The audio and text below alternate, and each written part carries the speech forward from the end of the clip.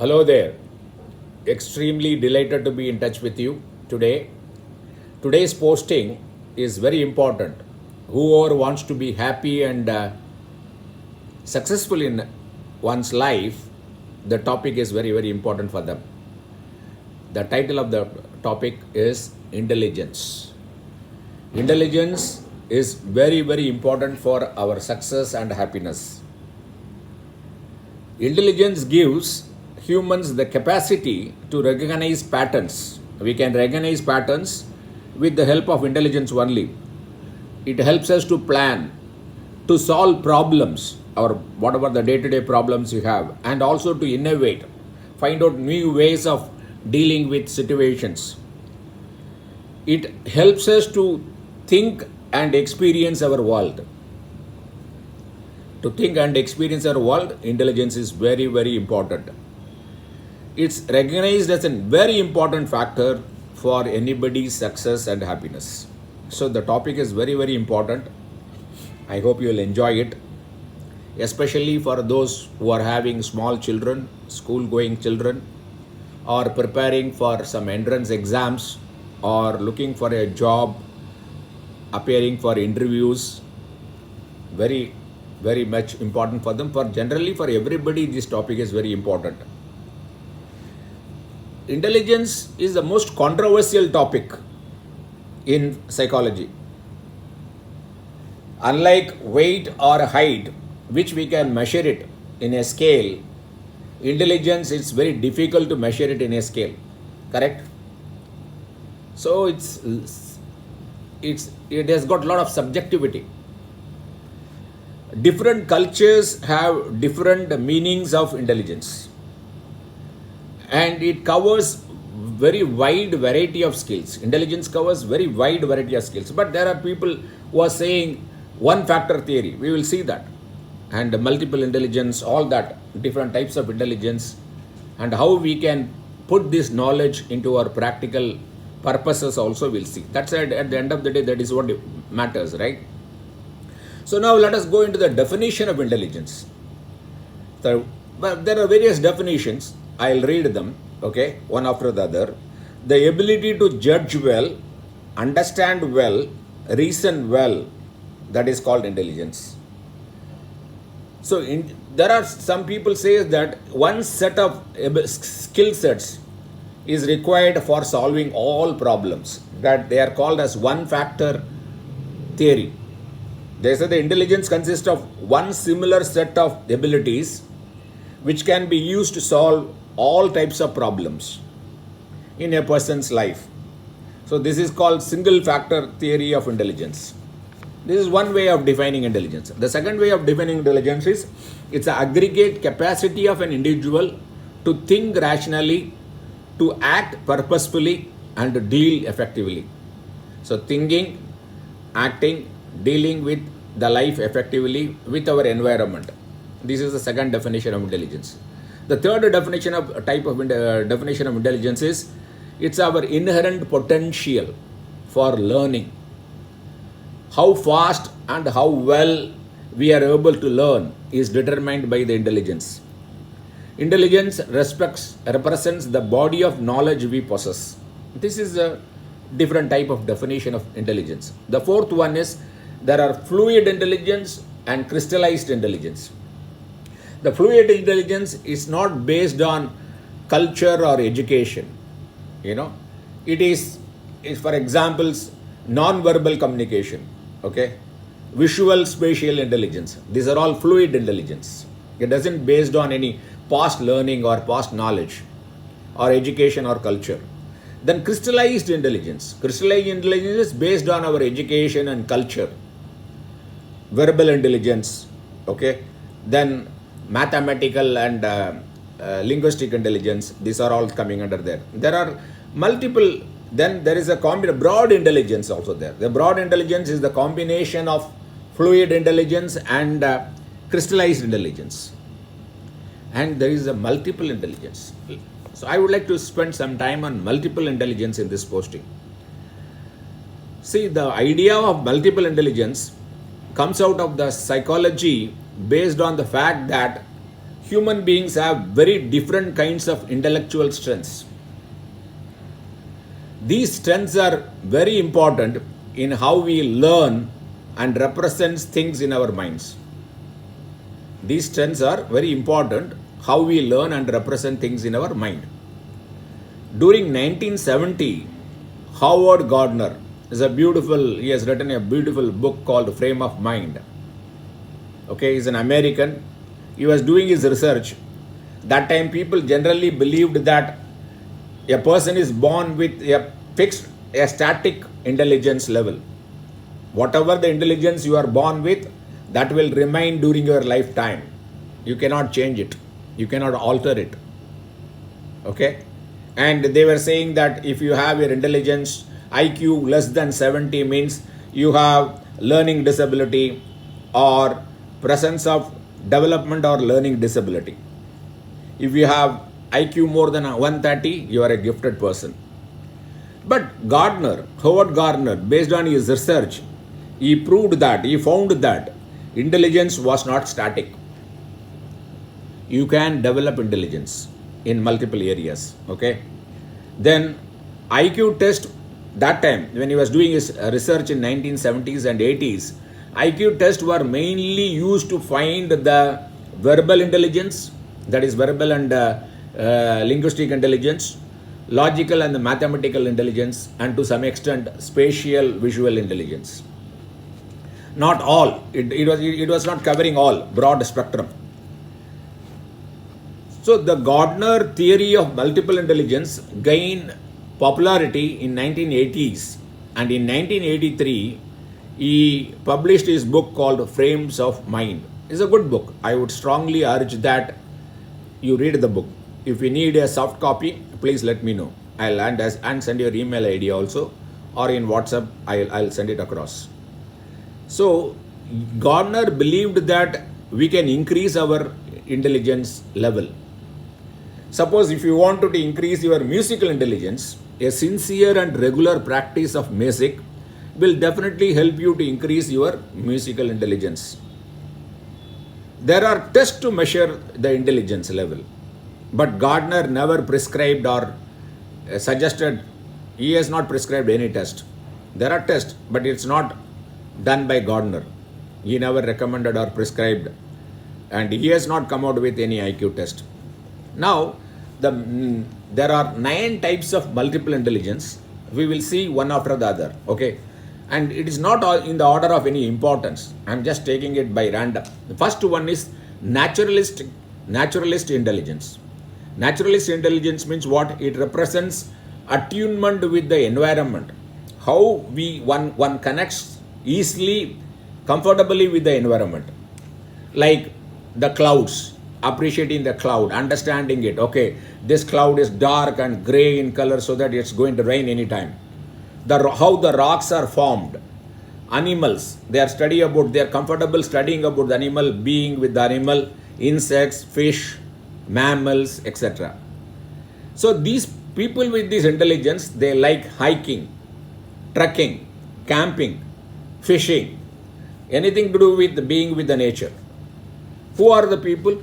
If you are good in this intelligence, what is the profession normally you can find? Zoologist, geologist, biologist, gardeners, farmers, landscapers, veterinarian doctors. So what is the message I am going to give is, every intelligence has got its place. But unfortunately, okay, in 1970s, 80s and even today some extent, the importance has been given to only 3 intelligence. What are they?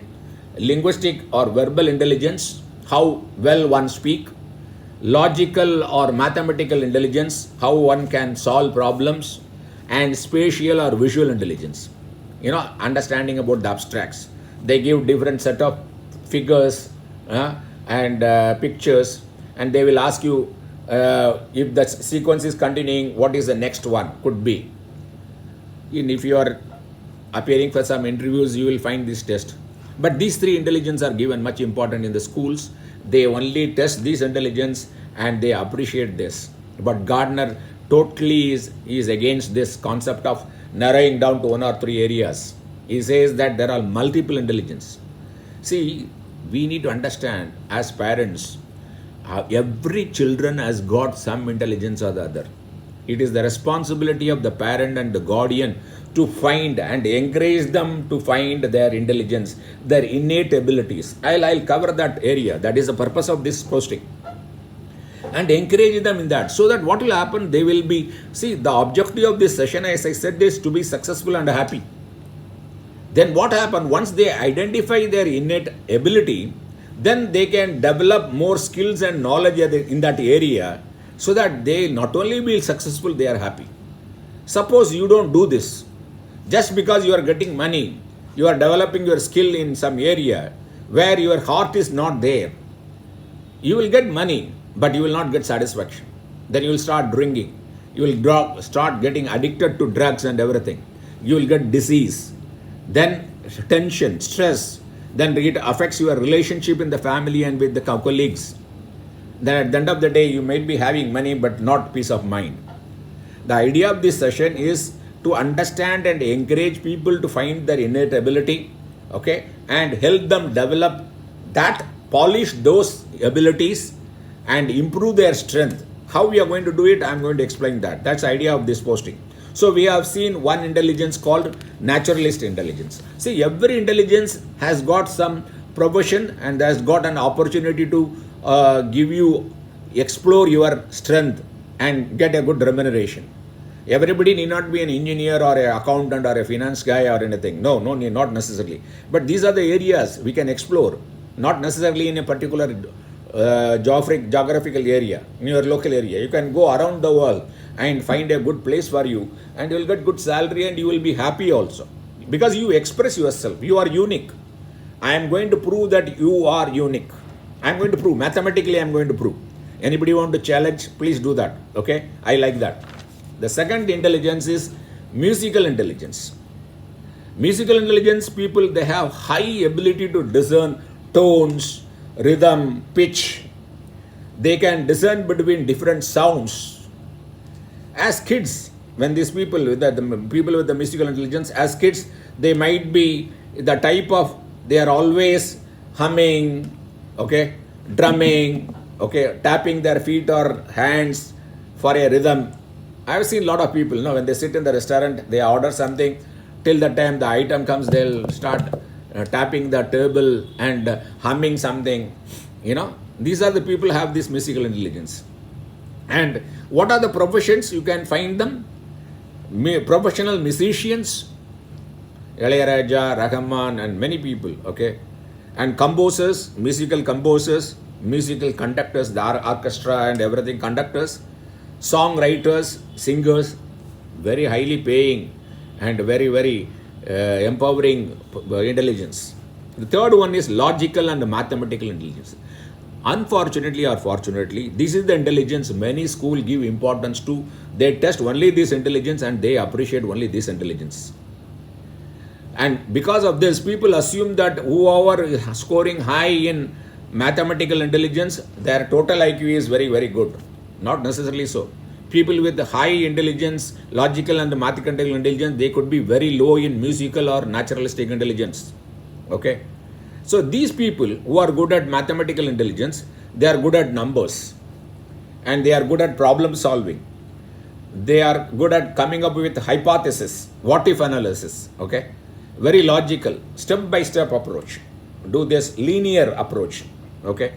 And what are the professions? Mathematicians, accountants, engineers, scientists, computer programmers.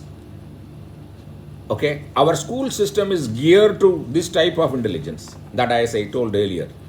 Then fourth one is existential intelligence.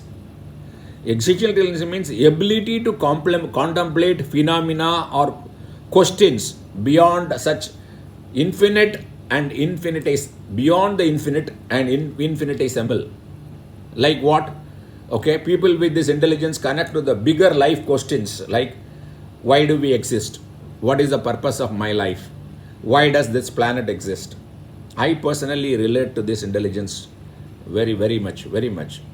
But there is a connection between this existential question and spirituality. The spiritual people, you find them, they are good in this intelligence, existential intelligence. So, what are the professions? Theologian, philosophers, spiritualist, cosmologist, physicist, scientist, shamans, these are the people there. Then fifth one is interpersonal intelligence. So skill for communicating with others both verbally and non-verbally. These people, the people who are good in this interpersonal intelligence, they get in tune with how someone else is thinking or feeling. They can appreciate others' feeling, and accordingly they act or react. They can easily pick up the subtle cues, okay?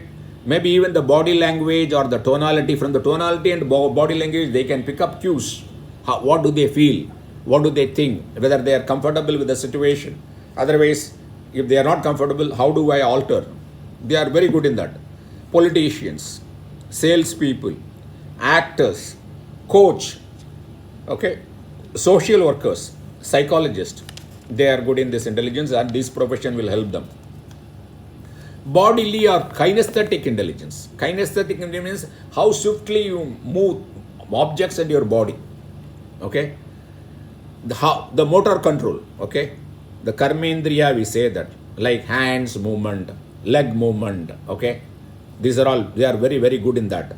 Athletes, dancers, physical trainers, yoga practitioners, handicraft artists, actors, sculptors, they are all good in this. So every intelligence is important. Unfortunately, we give importance. As parents, we say that you should score good marks in mathematics. You should be able to recite this poem. You should speak well. Okay, you should be able to communicate. You should be giving public speaking, and we appreciate, because this is what normally appreciated. But we need to understand that every intelligence is important, and we are all unique. Suppose you ask, you conduct a test. No, there is a beautiful analogy. They conduct a test between fish and a bird, and you reject fish because it cannot fly, and you reject bird because it cannot swim. Everyone is unique, okay? So we have to find out what is their unique ability and use their strength there rather than condemning. That's what we do as parents, right? Unfortunately, rather than finding their innate abilities, we want them to be a generalist. We kill the beautiful specialist and kill them and try to make them as a very poor ordinary generalist. Our education system also to be blamed to that extent, because we have inherited this education system. But in the Gurukulam, it was not so. Every individual is treated as a unique person. Accordingly, the education was given. Segment of people are done based on that. Carpenters separately, goldsmiths separately, based on their liking and the environment they are used to. And so what happened? They were improving upon their parents' skill, and also they were enjoying, and they were able to do the job very easily and good quality, and they should get a good price and value for their job. This is not done today. Whether you like it or not, you want your son to go to engineering college and join an IT company, and after qualifying automobile engineering, I have seen a lot of students, they are going and doing data entry there. Then they do what? After 3 months, they got a credit card, go and drink, okay? And because they want to relieve their tension. He says that my office life is tensed. I'm not getting sleep in the night. Young age itself, they get blood pressures. Why? Because they don't know. They don't understand their innate ability. And they have too much of importance given to money, thinking that money can buy everything. Money is very important. I am not here to underestimate the importance of money, but now money is not everything. But if you do what you love doing, you will not only be happy, but you will get money. Sachin Tendulkar is a great example. If Sachin Tendulkar parents wanted him to become a doctor or a chartered accountant or a lawyer, how miserable life would have been. Thank God he got a parents or a guardian who can understand his innate ability and encourage him in that area. Okay, now go to the seventh intelligence, is linguistic and verbal intelligence. As I said, this is one thing schools are giving a lot of importance.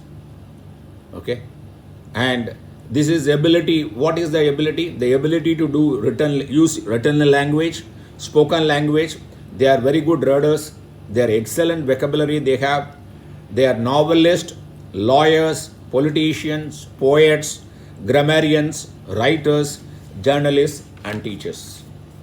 The eighth, intrapersonal intelligence. This is also something I relate to well, okay, personally. Our attunement with ourselves, aware of our own emotions, feelings, thoughts, and how do we react to a situation. Somebody says something, how do we react? Are we aware of that? And are we able to manage our emotions and feelings and reactions? Because to manage, you need to be aware. Sometime late, sometime spontaneously, okay? Then these people like to enjoy, meditate and contemplate. They would like to journalize, diary maintaining. Every day they will write diary. They would like to watch their thoughts, okay? They are all what? Spiritual teachers and gurus, spiritual leaders, okay? Dalai Lama sort of a person. Psychologists, philosophers, they come under that. The last intelligence is visual spatial intelligence. They can understand everything. They can create a beautiful mental pictures. The ability to manipulate objects and things in one's mind.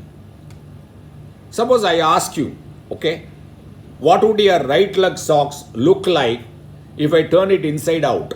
If I ask a person who is good in visual spatial intelligence, you will be very comfortable in answering this.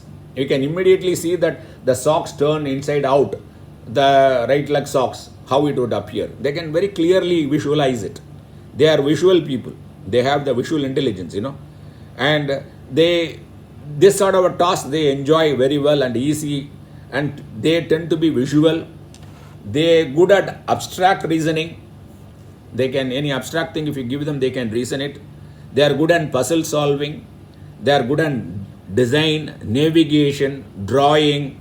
So what are the professions? Architect, engineers, artists, sculptors, painters, cartoonists.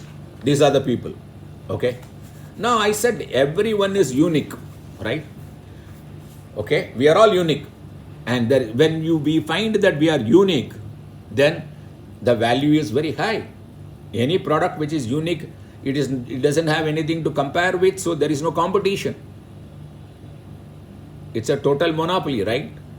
So if you know you are unique, then there is no comparison.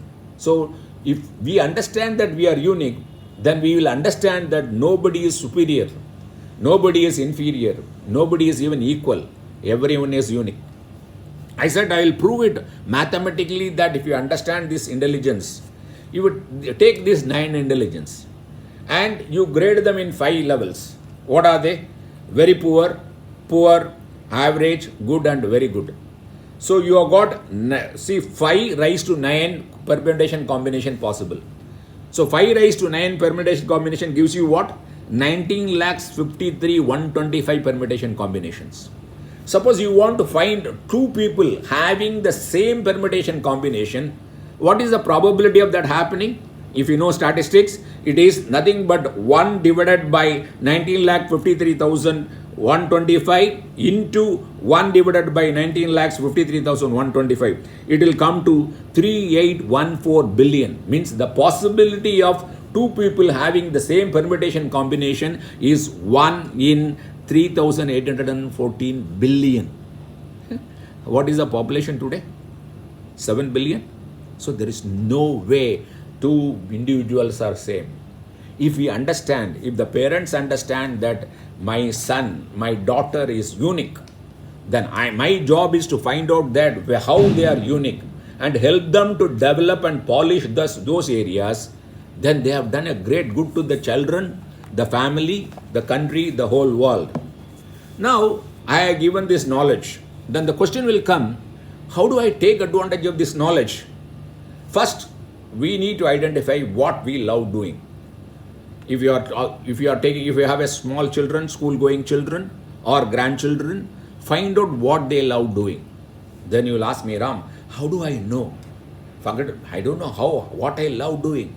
Is there any way I can find out what I love doing? Yes, definitely. You can talk to me personally. I can give you a lot of ideas in detail. Otherwise, now I'll give you some tips. What are they? What do you do in your leisure time? Suppose you have free time. What do you like doing?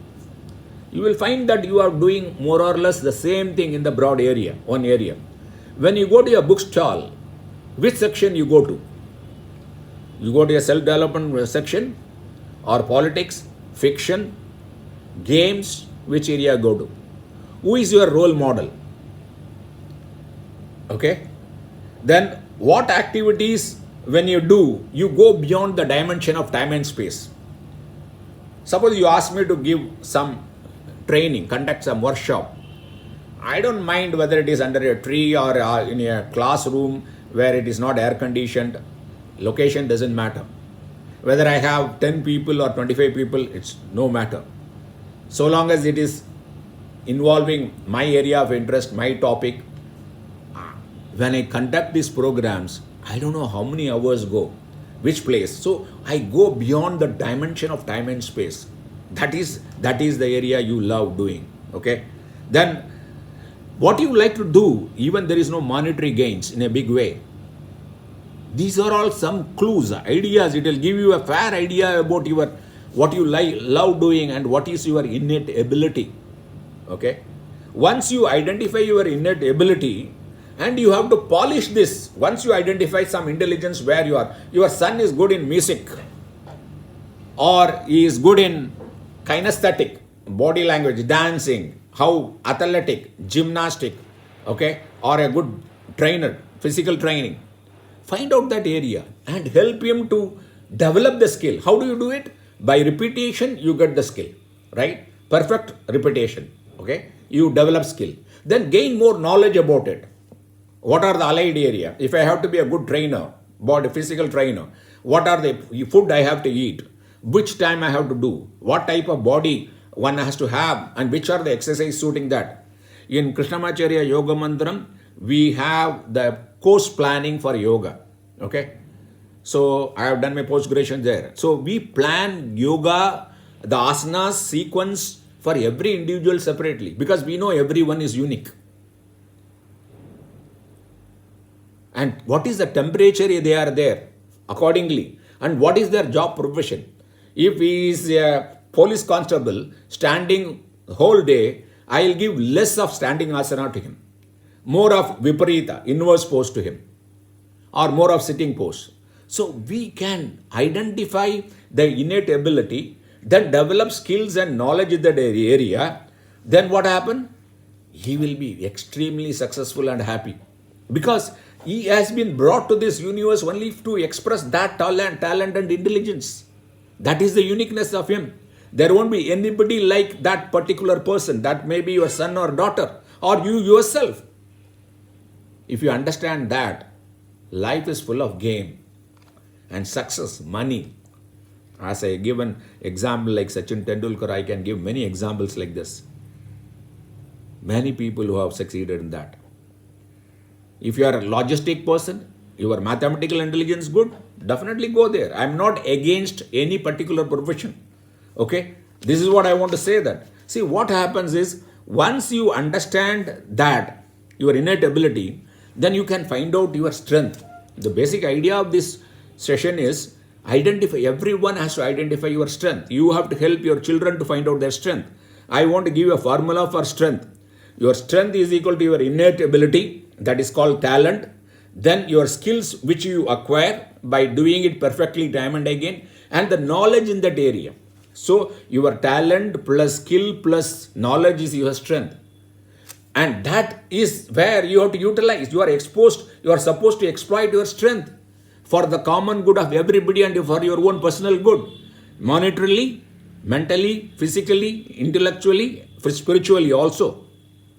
And when you are very clear about your passion, what you love doing, and what is your dream, what you want, okay, and what are your talents, your innate abilities, and what are the skills and knowledge you have, then you create 4 circles. Then the intersection of that circle will tell you what is the purpose of your life. So, ladies and gentlemen, the idea is if you want to find out your purpose, this session will definitely help. I hope you enjoyed this session. Please share it with your like-minded people. Okay. And in case you want to know more about finding your strengths and innate ability, feel free to talk to me. Thank you very much for this opportunity. Once again, I wish you good life, success and happiness using this knowledge. Okay. Thank you very much.